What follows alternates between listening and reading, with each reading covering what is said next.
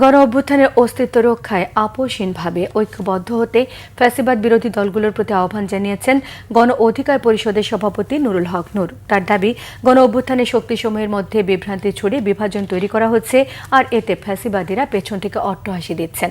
শুক্রবার রাজধানীর বিজয়নগরে দলটির অফিসের সামনে বিক্ষোভ মিছিল পূর্বে এক সমাবেশে এসব কথা বলেন তিনি। জাতীয় পার্টি সহ আওয়ামী লীগের দোসরদের রাজনীতি নিষিদ্ধ, নিবন্ধন বাতিল, ফ্যাসিবাদের সঙ্গে জড়িতদের গ্রেফতারের দাবিতে এই কর্মসূচির আয়োজন করা হয়। তিনি আরো বলেন, প্রকৃতপক্ষে গণ অভ্যুত্থানের চেতনাকে ধারণ করা হলে আগামী নির্বাচনের আগে জাতীয় ঐকমত্যের ভিত্তিতে আওয়ামী লীগ এবং এর দোসরদের রাজনীতি নিষিদ্ধের দাবিতে সবাইকে একত্রিত হতে হবে। দ্রুত জাতীয় পার্টি নিবন্ধন বাতিল এবং তাদের রাজনৈতিক কার্যক্রম নিষিদ্ধের দাবি জানিয়েছেন নূর। সমাবেশ শেষে একটি বিক্ষোভ মিছিল বের করা হয়।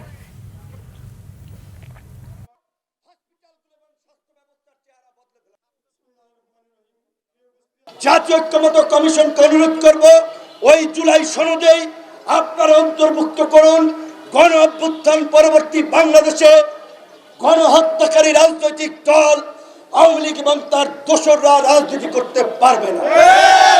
আওয়ামী লীগ যদি কোনোভাবে কামব্যাক করতে পারে, যারা প্রোফাইল লাল করেছিলেন 20 বছর পরে হলেও জীবন লাল করে দিবে।